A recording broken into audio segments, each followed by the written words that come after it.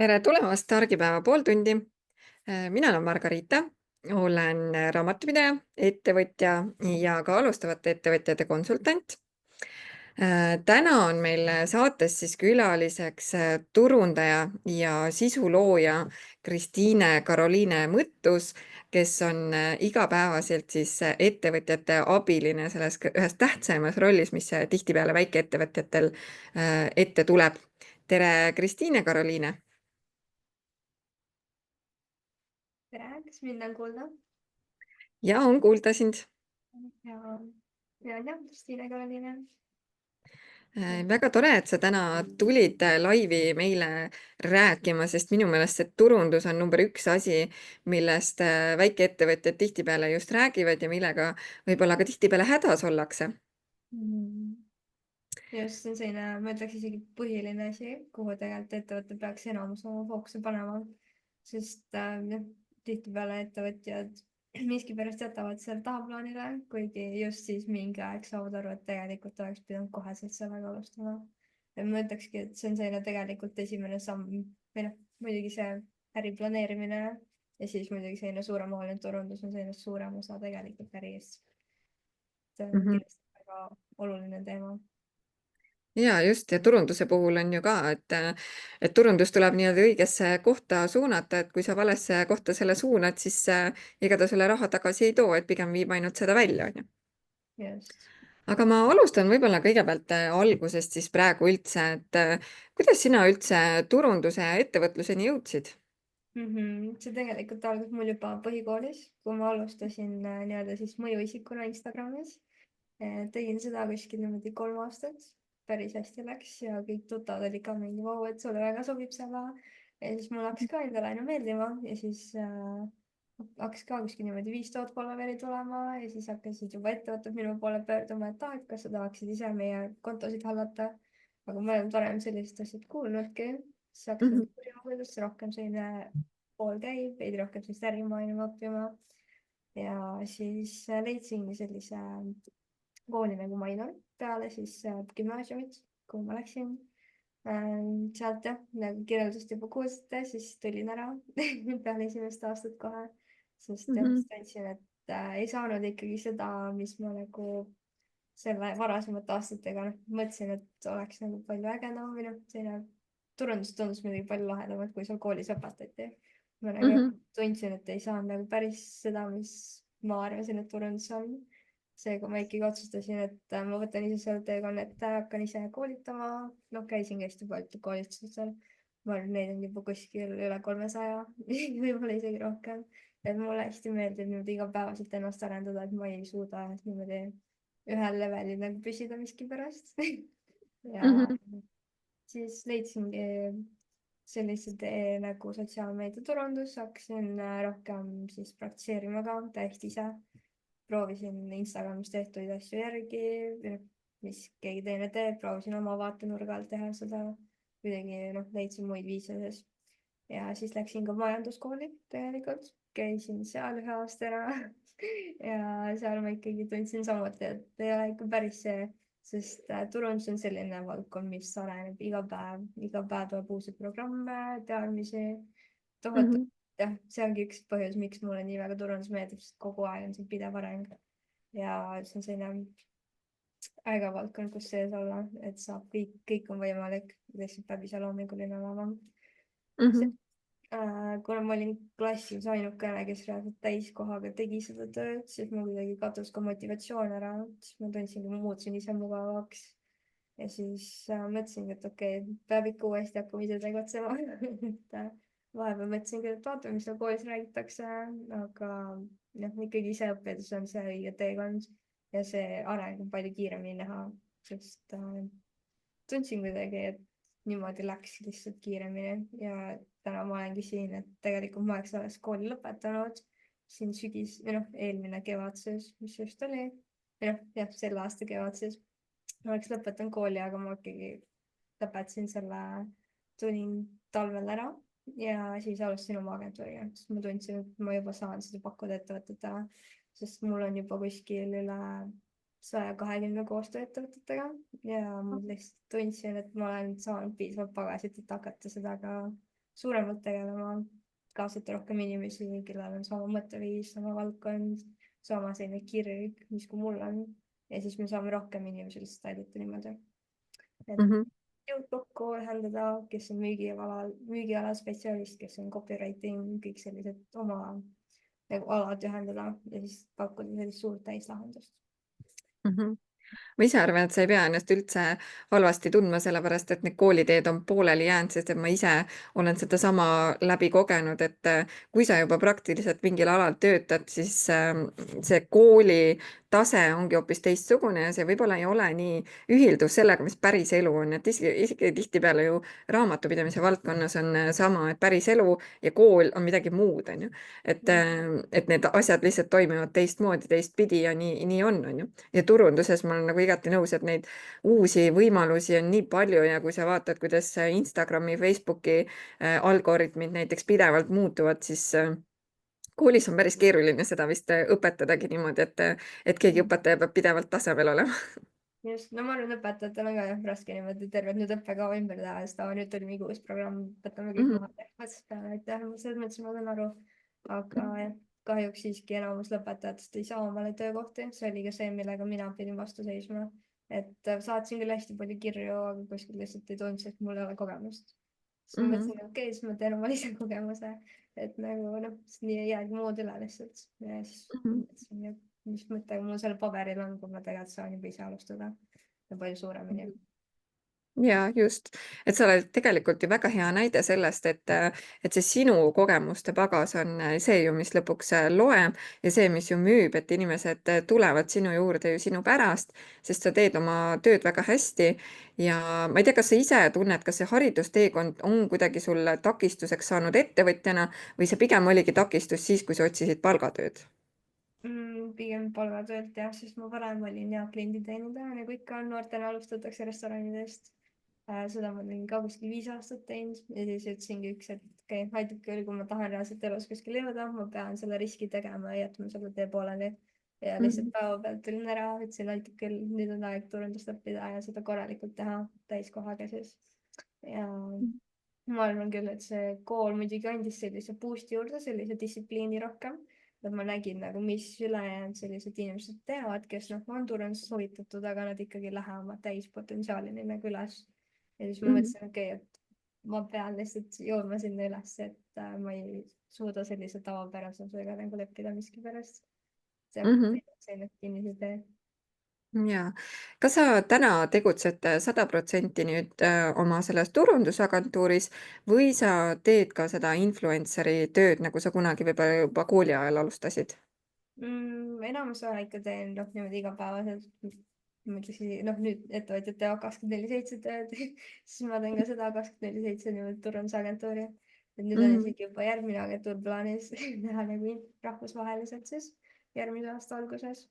Et praegu alustasime siis Eestis, tegime nüüd pool aastat ja siis järgmist aastat lähme ka välismaale uue agentuuriga juba.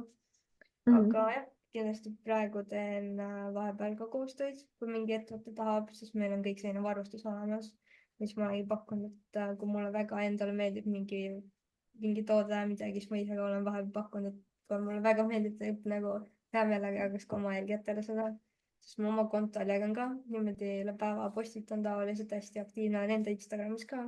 Jagan selliseid veidi vaimse tervise teemasid rohkem, sellist enesearmastuse valdkonda ja sellist vaimset maailma sees.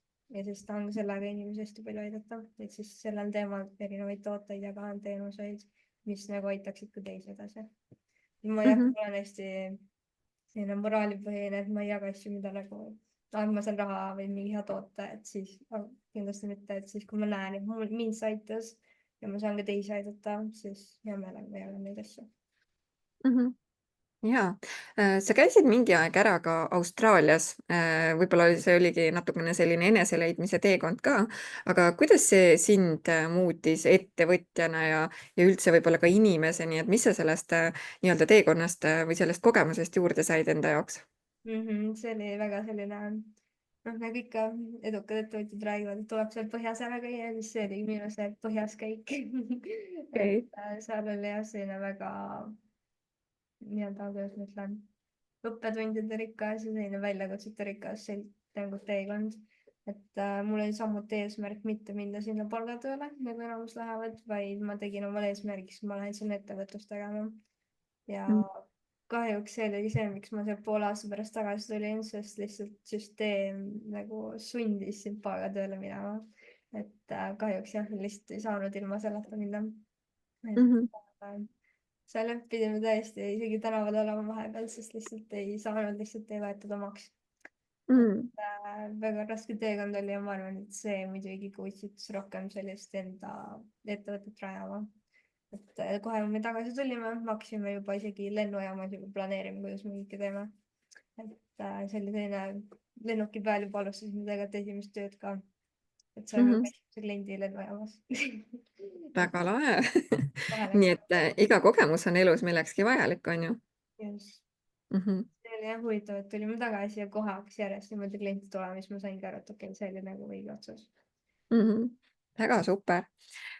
Kui me nüüd liigume turunduse juurde, siis ma usun, et turundaja käest me teistsugust vastust ei saagi, aga tihtipeale tundub ettevõtjatele võib-olla, et see turundus ja kõik see müügiga seotus, et see on puhas kulutus, et seda ei ole üldse mõtet teha ja ei tahetagi võib-olla seda raha sinna investeerida.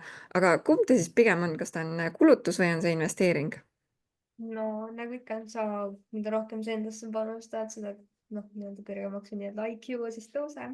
Et nii on ka ettevõttel tegelikult, et mida rohkem sa ettevõttesse panustad, seda suuremaks sa saad kasvada ja seda rohkemateni sa nagu jõuad ennast näidata.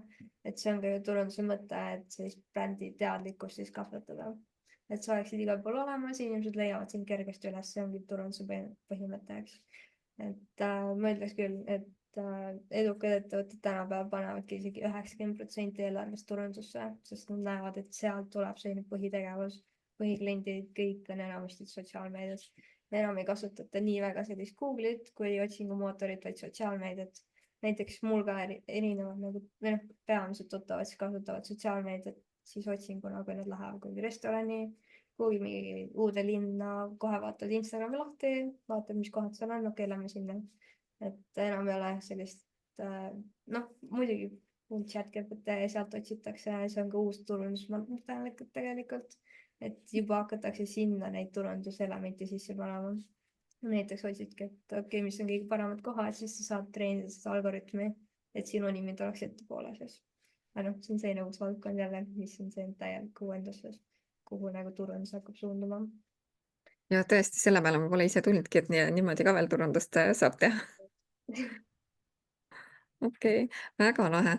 Aga kui palju sina oled oma töös sellega kokku puutunud, et see turunduse kvaliteet siis nii-öelda, et reklaami, sa võid ju teha tasulist reklaami, sa võid panna sama eelarve, teha 2 erinevat postitust ja üks on nagu väga hea levikuga, teine jälle ei ole nii hea levikuga. Et kui palju see kvaliteet tegelikult seal määrab ja mingid need teadmised, kuidas neid reklaame siis üldse üles seada?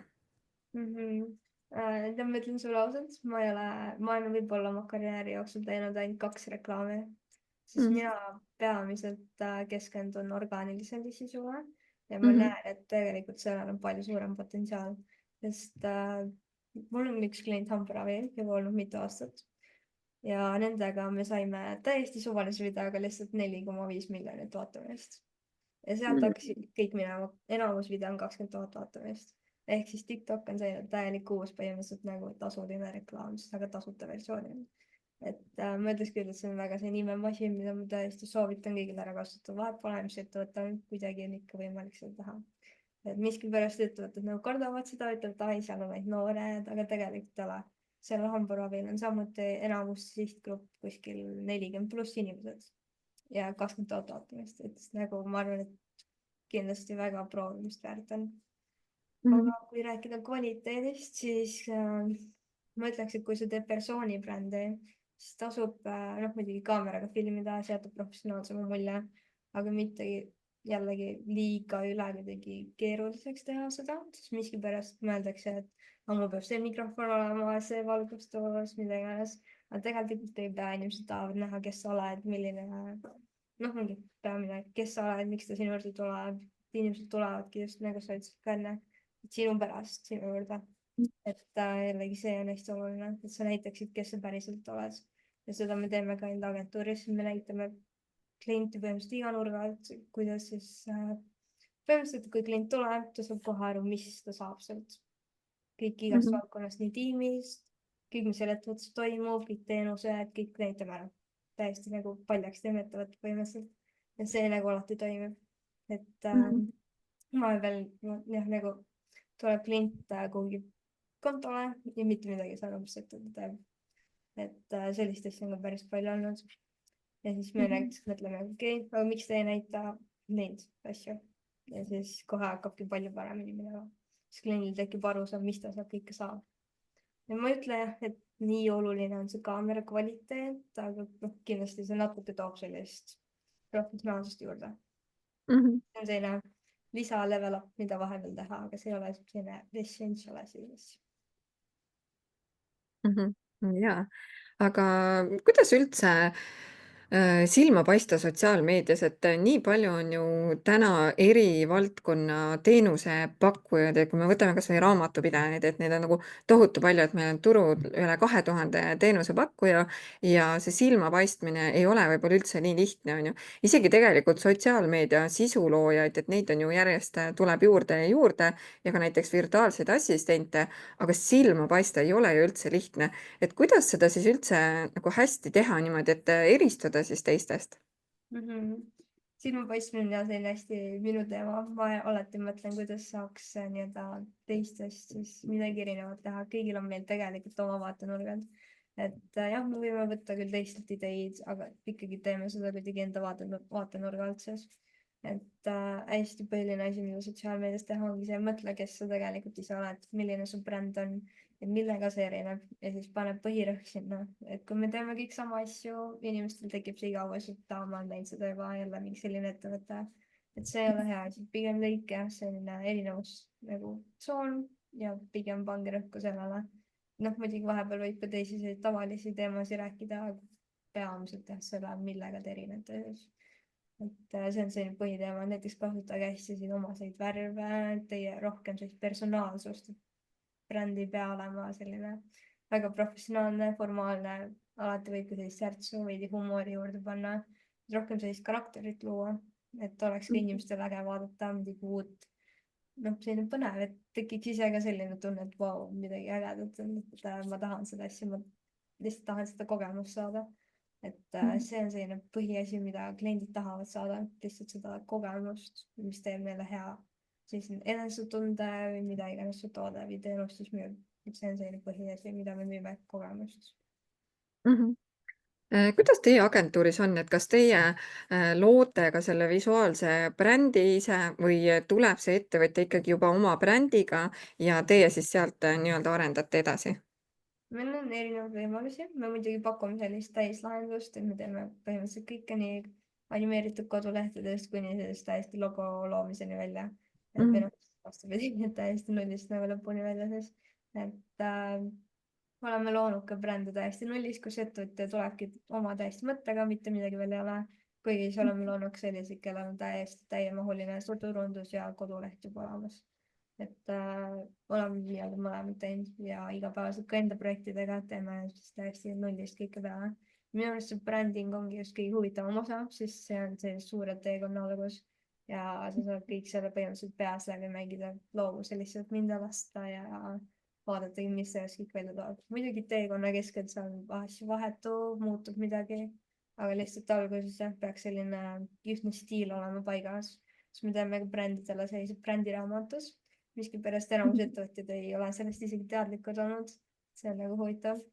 Aga minu arust jah, see on nagu väga oluline asi, mis teha täiesti juba alguses, et oleks selline ühtne stiil, et ei oleks sellist väga segadust nagu kontodel ja üldse turunduses, sest kui sul ei ole sellist kindlat, kuidas ma ütlen, kindlat nagu stiili paigas, siis kliendile tundub ka, okei, ma ei tea, kas see on ikka päris see, sest ettevõtjal peab jah, see nagu siht väga paigas olema, mida ta teeb, miks ta teeb ja kellele. Ja seal seda kõik tulebki, sest kõik turundus põhimõtteliselt selle tulemuslikkus ka. väga head mõtted siia juurde. Ma küsin brändingu osas, et ma saan aru ka, meil eelmine nädal oli ka just brändingu teemaline live brändi loojaga ja noh, sealt ka jälle see mõte on ju, et vaata, mis teised teevad, on ju.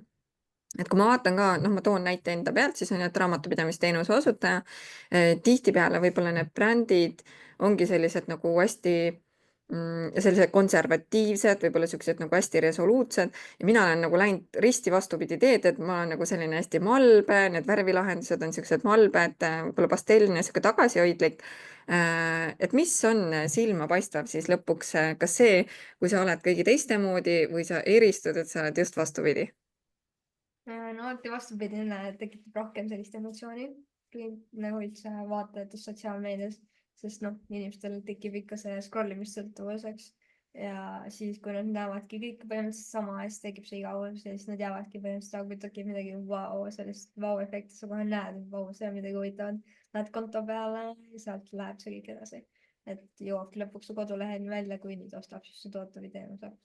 et sellist nagu vau-efekti on väga vaja mõelda, see ei pea olema nüüd selline mingi ilutulestik lendab, mitte mingit tsirkust ei ole vaja, aga lihtsalt näidatagi sellist hästi läheb peale praegu teiste klientide kogemuse jagamine. näiteks sealsamuses hambaravis me jagame hästi palju, põhimõtteliselt iga nädal jagame, kuidas klientidele meeldis see. noh, hambaarst räägib siis klientidega läbi, mis nad tegid, kuidas kliendid tunne on, mis varem oli ja see läheb hästi väga palju peale. et inimesed tahavad näha, kuidas teistele see teenus meeldis, mis nad sellest said. ja see samastumine, kui näiteks inimesel, kes vaatab seda videot, ta nagu samastub selle inimese varasema siis olukorraga. ja siis tal on kohe mingi, vau, okei, ma saaks selle sama tulemuse, mis tema sai. sealt ta juba tulebki su teenuse juurde. et inimestele hästi meeldib see, et ta näeb ja et teised said selle. et siis sa peaksidki näitama võimalikult palju neid tulemusi kindlasti. Enda personaalsust ja ole julge katsetama uusi asju. et muidugi noh, hästi palju neid trende. ma ise ametlikult ei jälgi neid trende, sest jah, ma olen pigem enda sellises muldi sees, mida mina kindlalt teen. mul on hästi paigas ka minu need piirid, millest ma nagu üle ei lähe, vaid ma jäängi enda piiridesse sisse. noh, muidugi vahepeal katsetan ka midagi uut, aga minu arust jah, nagu ettevõtetena pigem jääda sellise oma nagu ala sisse sees. et vahepeal nagu jah, teha midagi ägedat, proovida, aga üldstiil võiks ikkagi sama olla. Ja, mida sina näed täna, nagu me võtame näiteks Instagrami turunduse või sotsiaalmeedia, mis levib üldse paremini või millel on nagu rohkem jälgijaskonda, kas story'd või postitused, et millele tasuks rohkem rõhku panna? Just võtame näiteks ettevõtja, kellel ei ole võib-olla väga palju aega, et sisu luua, aga ta valiks ühe neist, et kumb see täna parem, edukam on? Instagramis kindlasti Reelsid, kuigi miskipärast lähevadki üksikpostitused viimasel ajal peale.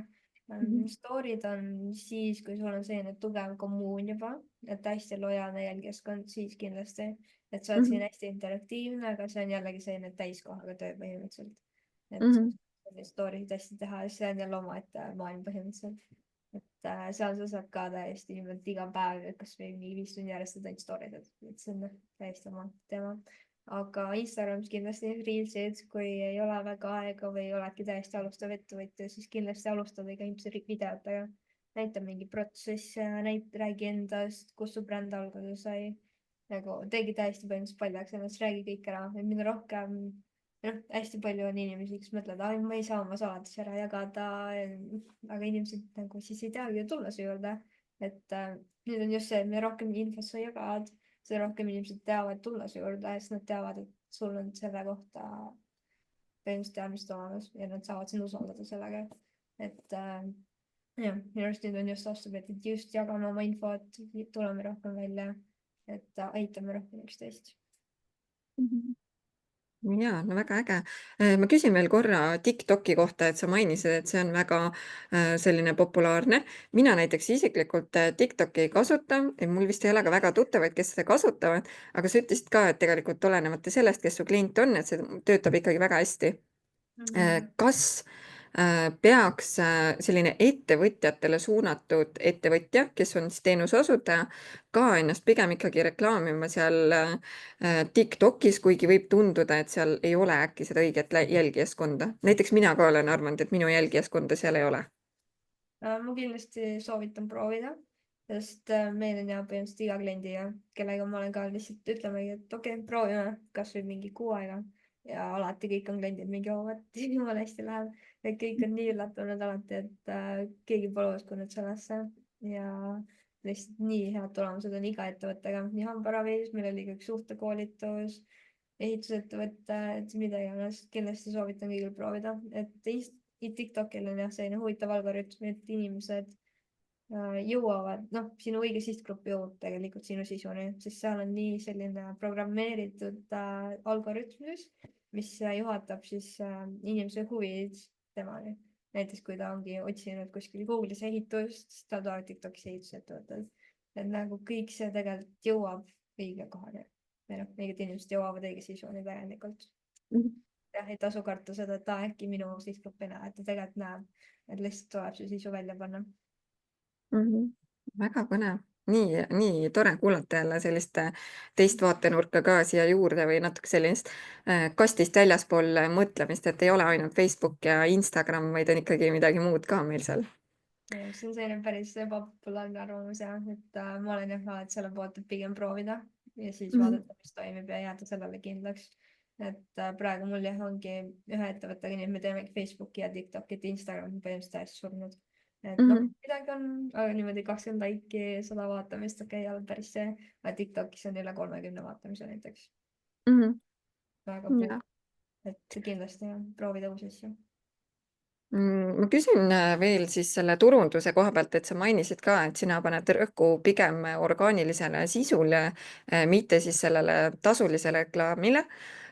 Kuidas seda orgaanilist sisu siis luua selliselt, et see päriselt kuulajateni või vaatajateni jõuab ja olla siis päriselt edukas, sest tihtipeale tundub, et see tasulise reklaami tegemine on võib-olla lihtsam, et see jõuab kaugemale, aga tegelikult saab ju seda teha ka ilma selleta hästi, on ju. Just, ja seal tulebki mängu just see põhimõtteliselt tekstimängulisus, et kui hästi sa oma teksti kirjutad, noh, selleks on copywriteri, ChatGPT, mida iganes, et hästi palju tegelikult tööriistu on olemas, mis saavad sellega aidata. Et sa panedki täiesti oma eesmärgi näiteks kirja, kellele see on ja ta teeb sulle põhimõtteliselt sellise juhendi näiteks valmis, et kuidas seda hästi kirjutada. Mina soovitan näiteks sellega alustada. Et oma konsultatsioonides ka me hästi nagu mängime läbi selle, kuidas neid tekste hästi kirjutada. Ja kõik on jällegi samuti väga üllatunud, et põhimõtteliselt ongi see, mis ma mõtlen, aga nagu veidi parem versioon lihtsalt. Aga noh, jällegi ma veits hoiatan ette, et kindlasti käia see teksti seal täiesti üle. See oleks ikkagi nagu naturaalselt sinust tulnud. Aga sorry, korda oma küsimusele. Ma läksin veidi Ja, kõrvale. et kuidas seda orgaanilist sisu luua või mitu korda nädalas peaks seda näiteks tegema selleks, et päriselt sellega siis jõuda kuskile? Mina soovitan kindlasti vähemalt 3 korda nädalas postitada, sest tänapäeval mingid ettevõtted jah, panevad 1-2 postituse, aga meil on konkurents juba nii suur igas valdkonnas, et me lihtsalt ei paista välja sellega. Et kindlasti, kui tahta sellist kasvu sotsiaalmeedias, siis vähemalt 3 korda postitust ja kui ei ole aega, siis ainult videod kindlasti. Ja kui on veidi rohkem sellist aega või on oma spetsialist olemas ettevõttes, siis kindlasti vähemalt 3. Tehke erinevaid versioone, tavalist pilti, karusselli, reelse, erinevaid reelse, humoorikaid reelse, harivaid reelse, selliseid ettevõttest reelse, hästi palju võimalusi, et lihtsalt tehkegi igast valdkonnast oma ettevõttes. Et tegelikult on iga väike detail väärt sisu põhimõtteliselt. Et näiteks ongi, teil on mingi kapp, rääkige selle kapi lugu, et kõik on nagu võimalik täielikult. Et lihtsalt olenebki, kuidas seda nagu esitleda. Orgaaniline sisu kindlasti toimib, sest see on loomulikum. Kõik inimesed ei taha enam näha neid reklaame, nad panevad kohe edasi ja näevad, et see on sponsorid. Ja ma ise täpselt samamoodi, ma isegi blokkisin omal ära ühe tööriistaga need kõik reklaamid, sest ma tean, et need programmeerivad niikuinii, ma näen neid igal pool ja sotsiaalmeedias samuti, isegi orgaanilise sisuna. Et ma pigem tahan vähendada seda, et ma pigem vaatan sellist nagu loomulikku videot kui siis reklaami. Et kohe, inimestel on ajus see olemas, et see on reklaam, ta tahab mõjutada mind. Et pigem teha seda loomulikul viisil, rääkidagi ausalt, mis kõik toimub, kuidas teil ettevõte käib. Et see müüb palju paremini ja muidugi see kasutajakogemus, millest ma enne rääkisin. Ja siit kohe ka küsimus, et hästi palju ma kuulen tihtipeale just turundusega seotud seda nii-öelda ettevõtjate mure kohta, et nad ei taha inimesi nii-öelda üle pommitada või üle külvata oma selle sisu loomisega. Kas tegelikult on võimalik selle, ütleme see 3 postitust nädalas, kas see on selline ülekülvav või pigem ongi see selline, et tegelikult nagunii me ju kõike seda korraga ei näe? Või kui kaua siis peaks näiteks seda turundust tegema niimoodi 3 postituse kaupa nädalas või äkki vahepeal mingit pausi tegema? Pausi kindlasti ei tohi teha, sest siis on kohe täiesti nulltöö. Et Okay. kindlasti järjepidevus peab olema, see on ka selline arenguvõti. Et näiteks jääbki mingi nädal vahele, okei, alusta lihtsalt uuesti siis üle päeva tegemist või siis tee omale veidi vabam graafik, tee näiteks üle 3 päeva, üle 2 päeva, mõtle lihtsalt selline reaalne ajakava omale välja või siis teegi näiteks üks postitus ära, mis ma ka konsultatsioonis soovitan, et võtagi üks päev, kirjuta kõik teemad välja, tee sisu selline batch creation day ehk siis sa teed näiteks 10 videot ära, ajastad ära, tehtud põhimõtteliselt terve kuutöö. Et seda me teeme ka ühe teenusena agentuuris, et me lähmegi koha peale filmima, oleme kuskil 3-4 tundi seal, töötleme kõik pildid ära, ajastame ära põhimõtteliselt 1-2 päevaga meil terve kuutöö tehtud. Et selline efektiivne töö jällegi, kui on tihe graafik, väga hea lahendus. Et kindlasti see on nagu mõistlikum. Aga jah, Aga ei tohi mis maalt muutub siis inimese jaoks nii-öelda ülekülluseks, et seda kõike on liiga palju? Ma arvan, et seda tegelikult ei tasu karta, sest inimesed kindlasti kõik ei näe kõiki postitusi. Sest vahepeal on jah alati see, et nagu me isegi näeme võib-olla paari postitust, lähed kontole lihtsalt, vot neid kontosid, neid postitusi ei näinudki. Et kindlasti jah, ma soovitan kindlasti 3 postitust panna. Et kõik inimesed ei näe neid ja kui isegi keegi ütleb, et te postitate liiga palju, siis jah, see ei ole teie probleem, et ma ei tasu ja ma ei soovita kindlasti selle taha nagu kinni jääda, et iga postitus jõuab uute inimesteni ja kunagi ei tea, palju potentsiaalseid kliente uue postituse nägemisel siis on. Et eriti Reelsidel, see jõuab eriti rohkem isegi nendeni, kes teid ei jälgi, et sellepärast ma soovitan hästi palju videoid teha. Et ma näiteks enda kontole tegingi niimoodi pool aastat ja ma panin ainult videoid, mitte ühtegi pilti ja kasv oli nagu tohutu. Ja väga head mõtted siia juurde jälle. Ma küsin veel Reelside osas, et kes võib-olla siin ise oma turundust teevad ja mõtteid mõlgutavad, et kas Reels võiks olla alati siis nii-öelda sisse filmitud video või töötab Reels ka siis, kui see on näiteks piltidest kokku pandud? Mulle isiklikult ei meeldi pildid Reelsidena, sest ma tunnen, et inimesed, nad vaatavad videot, siis ikkagi midagi võiks seal liikuda, et see ei ole naturaalne, et inimesed tahavad sellist inimlikkust näha, et tänapäeval on nii palju neid roboteid, nüüd tuli, inimestel oli juba sellega selline tõrge ees, et inimesed tahavad jah sellist teist inimest näha, nagu meiegi teeme praegu kõne, et nii on nagu palju meeldivam näha, mõtle, kui sa näeksid ka sellist videot, et sul on palju mugavam seda endal vaadata. Et mõtlegi, et millist sisu tahad sina näha ja siis tee ka sellist sisu. Ja aitäh sulle nende mõtete eest. Ma küsin veel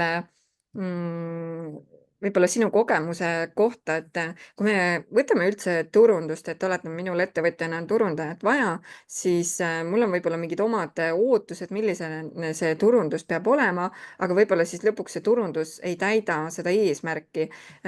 Millised on sinu kogemused, et millised on need ettevõtjate ootused turundajatele ja kas tegelikult need ootused on üldse õigustatud või nad ootavad hoopis midagi, mis ei ole otseselt turundusega seotud?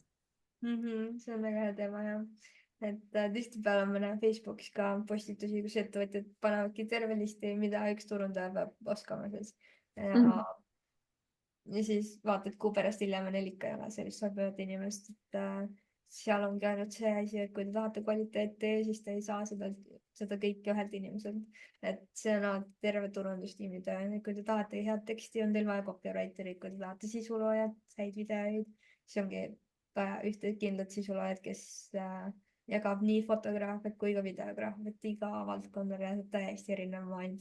Et mina ka sotsiaalmeediaspetsialistina, ma ei ütle, et ma teen väga hästi videoid, kindlasti videograafid on minust palju paremad. Aga sellepärast mul ongi tiim, et ma saan inimesi nagu erinevate oskusega inimesi ühendada siis. Et kindlasti kui tahta sellist hästi kvaliteetset tööd, siis kindlasti tasuks minna agentuuri poole, mitte otsida seda ühte superkangelast siis, kes kõik väga hästi ära teeks ja siis te pettute lihtsalt hiljem, sest sellist asja noh, väga üksikud inimesed võib-olla suudavad seda teha, aga ma isiklikult ei tea ühtegi, kes oskab valdkonda väga hästi teha.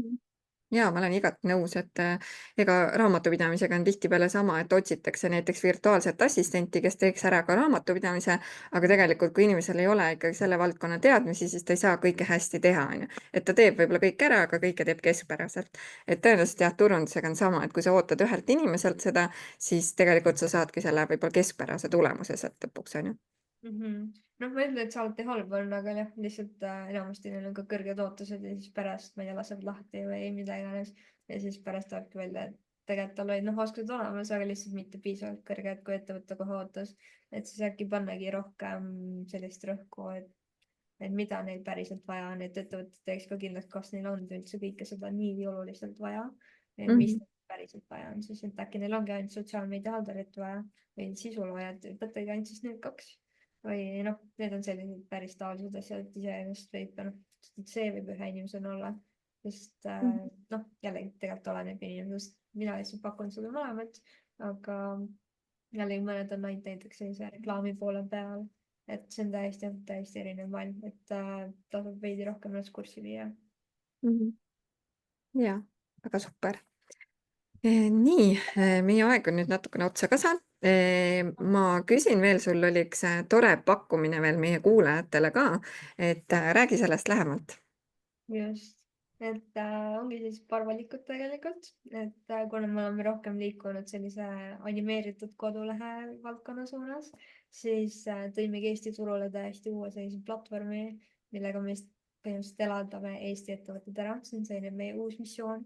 Ehk siis teemegi sellise konsultatsiooni, pakun siin välja, et kõik, kes seda laivi kuulavad, saavad mulle kirjutada, et tere, nägin teie podcasti, kuulasin väga lahe, nii et lihtsalt mainige mul podcasti ja ma saan teile teha siis konsultatsiooni 50 euroga, kus me teeme siis sellise auditi, vaatame kõik kontod üle, vaatame kodulehe üle, mis saaks paremini teha, paneme plaani paika, sellised easy fix'id või näidata ka ise ära teha täiesti.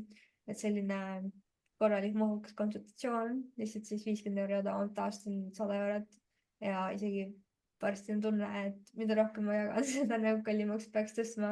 Aga jah, siin laivi kuulajatel saan selle 50 euroga teha. Et see on jah tõesti väga hea pakkumine, et tavaliselt ma kipun lihtsalt üle jagama. Aga kindlasti pigem aitan inimesi. No minu meelest väga super pakkumine, kui ikkagi spetsialist tuleb, vaatab oma pilguga üle, annab mingid soovitused, nõuanded, et mida võiks teisiti teha või mida saaks veel paremini teha, et tõesti suurepärane, et sellest pakkumisest võiks isegi kinni haarata, et kuidas mingeid asju ümber teha või teistmoodi teha. Just. Väga lahe. Ma loodan, et kuulajad võtavad sinuga ühendust ja tõesti hea pakkumine, et mina soovitan kindlasti kasutada, sest et paraku me ise ei näe mingeid asju, mida võiks teisiti teha, sest et meil on võib-olla mingi oma arusaam, et kuidas meile endale meeldib ja kuidagi teeme nagu selle järgi, aga see, kuidas meile meeldib, ei pruugi olla see, mis teistele meeldib. Ja kui keegi kõrvaline inimene tuleb, vaatab selle üle, siis see on kahtlemata oluliselt suurema väärtusega kui see tasapisi nokitsemine. Ei noh, kindlasti tasub teha seda, mis sulle endale meeldib, seda ma ei ütle kunagi, et teeks seda, mis teistele meeldib. Et endale peab ka meeldima, aga lihtsalt nii, et tulemusi ka tuleks. No ja, no ma võin enda pealt näitena tuua, et mina varem ka, et kui ma ise seda sisu endal tegin, siis ma tegingi kogu aeg selliseid nagu harivaid postitusi ja kui turundaja siis ka ükskord vaatas, siis ta ütles, et tegelikult see on igav. Et lõpmatuseni keegi ei taha, et teda kogu aeg haritakse, et natuke peab ikka nagu mingit nalja ka seal olema. Et mis siis nagu kutsuks päriselt seda kontot jälgima ka, on ju. Aga ise ma ei oleks tulnud selle peale. No. ja alati tasub peale teiste vaatenurki ka vaadata, et me ka alati teeme mingi töö ära, vaatame, noh, laseme terve tiimil siis üle vaadata ja siis kõik ütlevad, et see võiks veidi teistmoodi olla. lihtsalt soovitusi võtta ka teistelt, et aga ikkagi jällegi teha seda, mis endale meeldib, see on kõige olulisem. Super. Aga aitäh sulle, et sa tulid täna meile rääkima oma valdkonnast. Väga põnev oli kuulata ja see, nagu ma ütlen ka, see on kõige olulisem teema üldse, mille ümber kõik need jutud tegelikult ettevõtjatel tiirlevad ja ma loodan, et nii mõnigi kuulaja sai siit häid mõtteid juurde ja et sul endal oli ka loodetavasti tore tulla rääkima meile kõigest sellest, mis sa igapäevaselt teed. ja just aitäh sulle ka kutsumast, väga tore oli. Ja aitäh sulle ja aitäh kõikidele kuulajatele. Soovin teile ilusat reedet ja kohtume juba uuel nädalal. Tšau!